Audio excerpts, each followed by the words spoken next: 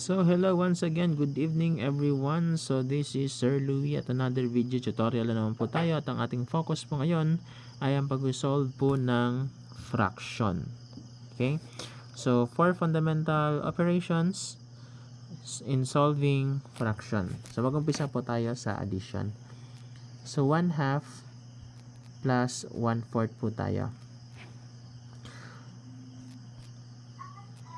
Okay, so ang ituturo ko po sa inyo ngayon ay ang tinatawag ko po na butterfly method. So gagawin po natin ay mag-cross multiply po tayo galing po dito sa numerator po ng fraction natin sa kaliwa at ang denominator ng fraction natin sa kanan. So ganito po ang mangyayari. So i-multiply po natin yan 1 times 4, so that is 4. And then ilalagay po natin ang ating operation which is addition.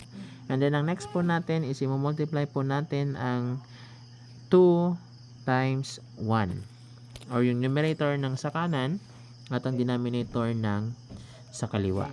So 2 times 1, that is 2. And then next one is atin pong i-multiply naman ang ating mga denominator. So that is 2 times 4, so the answer is 8. Now 4 plus 2, ang answer po niyan ay 6. Then copy the denominator. Okay, to simplify, don't forget to simplify your answer in fraction. So pwede po natin sila, or ang common multiple po nila ay 2. Okay, so 6 divided by 2, the answer is 3, and 8 divided by 2, okay, so the answer is 4. Okay, so 1/2 plus 1/4, the answer is 3/4.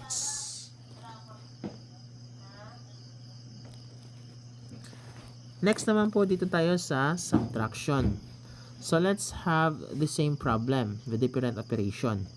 Okay, so 1/2 minus 1/4. Okay, so ang gagawin po natin dito sa subtracting fraction, same pa rin po sa ginawa natin kanina sa addition. Okay, so magko-cross multiplication pa rin po tayo o gagamitin natin yung butterfly technique. Butterfly technique po ang tawag ko dito kasi para pong butterfly yung ginagawa natin. Okay, so 1 times 4, answer niya po is 4. Then don't forget to write the minus sign or the operation. And then another cross multiplication with 2 times 1, so the answer is 2. And then next po natin gagawin is i-multiply naman po natin ang ating mga denominator. So that is 2 times 4. So 2 times 4, the answer is 8. And of course, after this one, atin po siyang isosolve. So 4 minus 2, the answer is 2. And then don't forget to copy the denominator which is 8. And then, ang gagawin po natin, again, once we are solving fraction, don't forget to simplify to get the final answer. Okay, sa atin po kuhain ang kanilang common divisor which is 2. Okay? So, common divisor po palang kinukuha dito. Okay?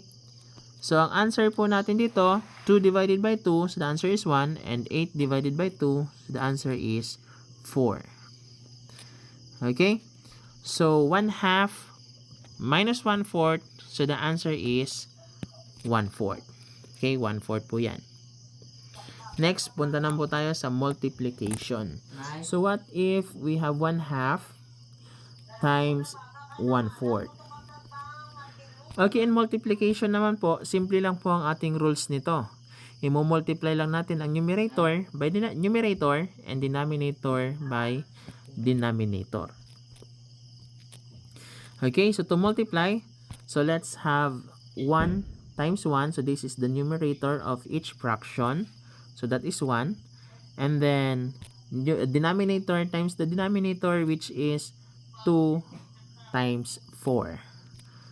Okay, 2 times 4, the answer is 8. And atin po makikita na wala na pong ibang divisor ang ating 1 and 8, kundi ang 1 na lang. So, this will be our final answer. Again, in multiplying fraction, just multiply the numerator by numerator and denominator by the denominator. Ngayon, punta naman po tayo sa last operation which is the division. So let's have 1/2 divided by 1/4.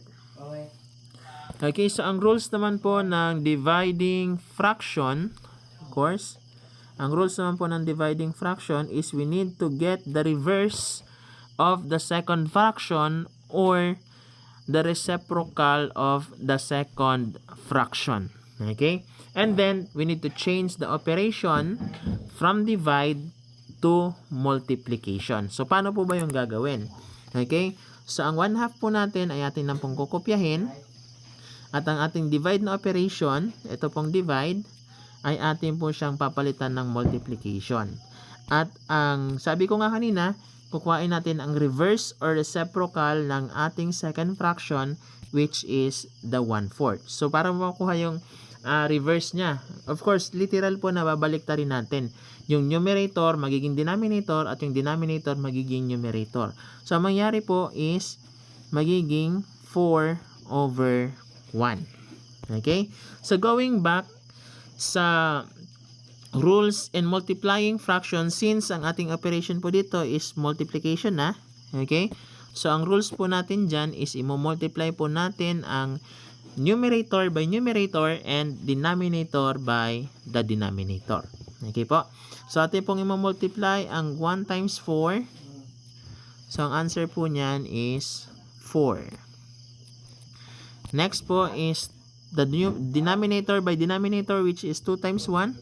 So, the answer is 2. And of course, don't forget to simplify our answer to get the final answer.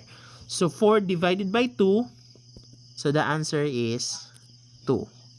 Okay? So, ibig sabihin po, 1/2 divided by 1/4. The answer is 2. Okay, so meron po tayong bonus, no? Bonus po natin gagawin. So what if, sir, may tanong, what if ang answer po namin ay maging improper fraction? What if ang answer po namin is 12/5? Okay? So paano ba yan isi-simplify? No, paano ba isi-simplify?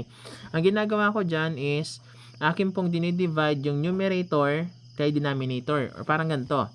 Ilang 5 meron sa 12? Of course, we know that merong 2. Merong dalawang 5. Okay, so yan po yung gagawin nating whole number. And then, kokopyahin po natin ang kanyang denominator. And then, i-multiply po natin ang 5 tsaka 2, tapos i-minus po natin siya sa ating numerator. So, 5 times 2, that is 10. I-minus po natin sa 12, so the answer is 2. So, ganito po ang ating gagawin para po ang ating improper fraction masimplify at maging mixed fraction. Okay? I-divide ang numerator kay denominator. Ang answer magiging whole number. Then, kokopyahin ang denominator. And then, i-multiply si denominator at ang whole number natin at i-minus sa ating numerator. Yan lamang po. Sana po meron kayong natutunan. God bless everyone.